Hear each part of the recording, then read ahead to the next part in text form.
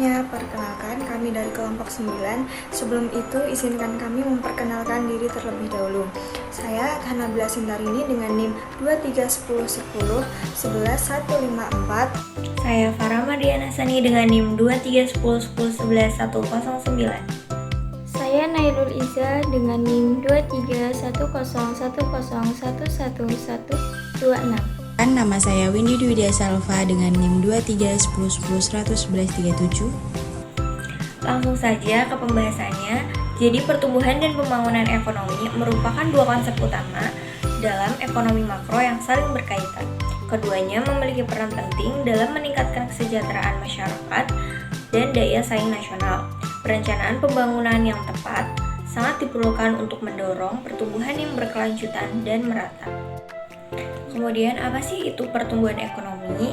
Jadi pertumbuhan ekonomi itu peningkatan kapasitas produksi suatu negara dalam jangka waktu tertentu, biasanya diukur melalui PDB dan PNB. Meningkatkan output barang dan jasa, tetapi tidak selalu berdampak langsung pada kesejahteraan masyarakat.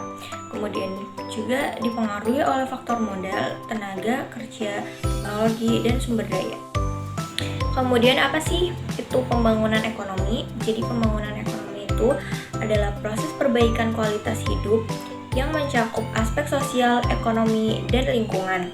Kemudian tidak hanya berfokus pada pertumbuhan PDB, tapi juga pada distribusi pendapatan, penurunan tingkat kemiskinan, dan meningkatkan kesejahteraan.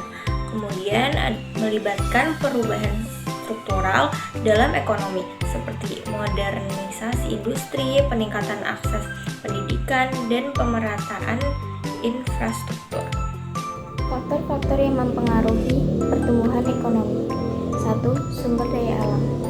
Pemanfaatan sumber daya alam yang tepat dapat menjadi motor pergerakan ekonomi. 2. Tenaga kerja.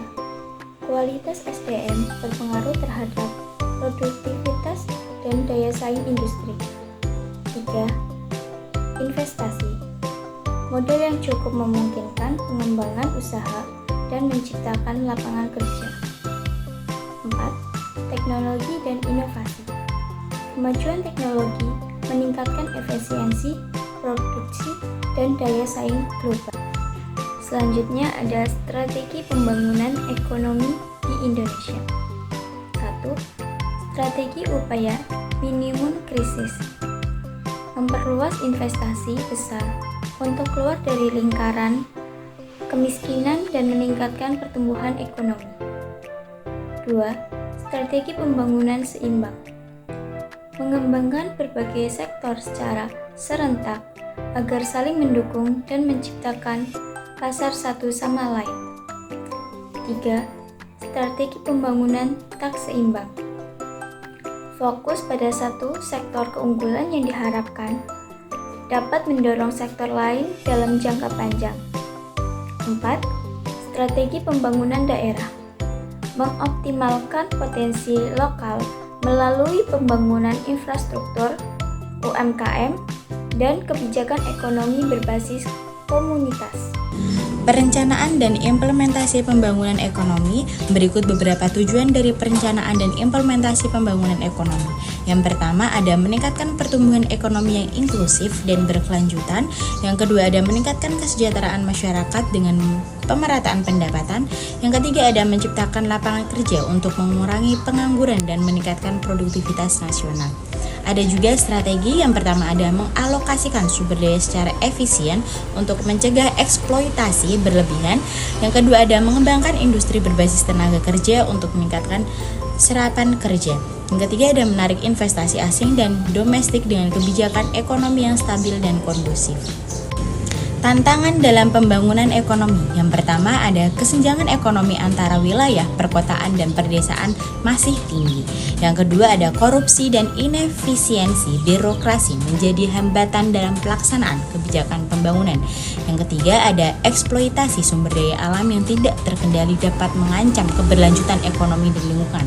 Yang terakhir ada kurangnya akses terhadap pendidikan dan layanan kesehatan menyebabkan rendahnya kualitas SDM. Yang selanjutnya yaitu ada kesimpulan. Kesimpulannya yaitu, perekonomian suatu negara tidak hanya diukur dari peningkatan PDB-nya saja, akan tetapi juga dari kesejahteraan masyarakat secara keseluruhan.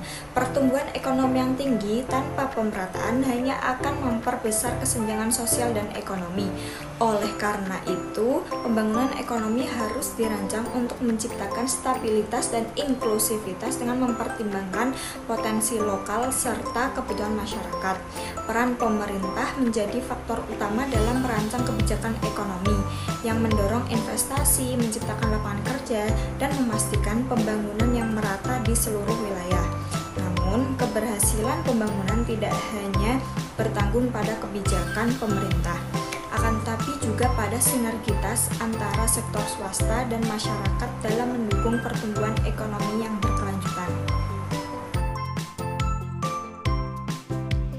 Sekian video penjelasan dari kelompok kami mengenai pertumbuhan dan pembangunan ekonomi di Indonesia. Apabila ada salah kata dan informasi yang kurang, kami mohon maaf. Wassalamualaikum warahmatullahi wabarakatuh.